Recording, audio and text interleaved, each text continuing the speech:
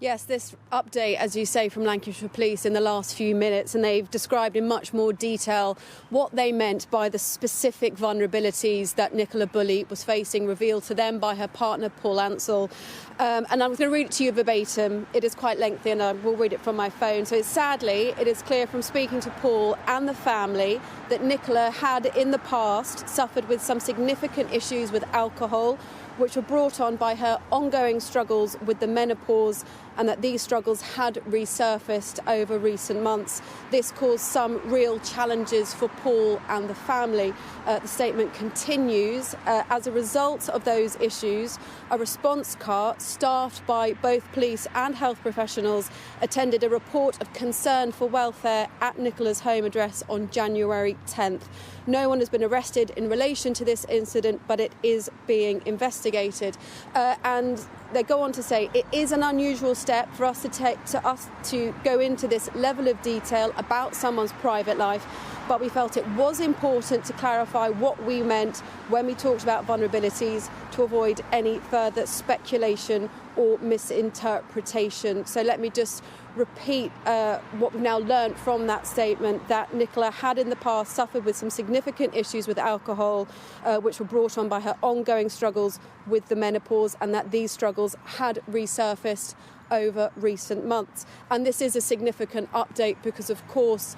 in that police press conference that we heard earlier, it was those vulnerabilities that caused police to name Nicola Bulley as a high-risk missing person very early into the investigations. At the time, during the press conference, when pressed by media colleagues over what police meant by vulnerabilities, at that time they didn't disclose that in detail, but what now, 2.5 hours later, going into really, again, quite intimate detail over the struggles that Nicola Bulley had, both with alcohol and how those resurfaced. And again, a response car on January 10th, so what's that, 17 days before she disappeared, attending to a report of concern for welfare at the home of Nicola Bulley and Paul Ansell, stressing again that no one was arrested in relation to that incident, but it is still being investigated. So a very significant update from Lancashire Police. They're going some way to try and quash speculation over what they meant in a press conference that ultimately was done to try and quash speculation in some respects by highlighting those vulnerabilities. It just led to simply more questions, and Lancashire Police now revealing a level of detail which is very unusual for an open and ongoing investigation, that Nicola Bulley had those significant issues with alcohol, and that intervention and a response by police and welfare officers just 17 days before she went missing here in St Michael's on Wyre. And as you say, very unusual to get this level of detail released, not least because it is so private, particularly one would think, you know, for a family member that has been lost, to something that perhaps the family would never have wanted revealed. But it is an interesting case, the way things have unfolded, not just over all 3 weeks, but the last week in particular, as we discussed in your earlier report, and the police needing to respond to the scale of sort of conspiracy theories. I don't think it's wrong to use that term. And that's what's led to the last couple of days of revelations, particularly this afternoon. Yeah, I don't think by any stretch this was a level of detail that Nicola Bulley's friends and families wanted to be in the public domain. They've been very open and honest in the interviews that they've conducted with both us and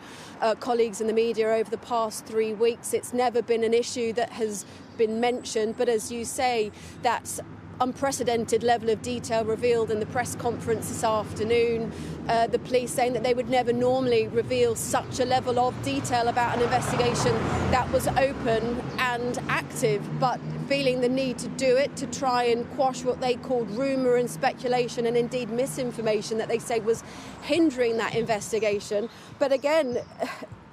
so significant, just 2.5 hours that, to give yet another detail that is so intimate about Nicola Bulley's life, and something which clearly her family wouldn't have wanted to be in the public domain, but doing it again, as they say in their press release, it is an unusual step for us to take, to go into the level of detail about someone's private life, but we felt it was important to clarify to avoid any further speculation or misinterpretation. And as you say, Nicola Bulley's family,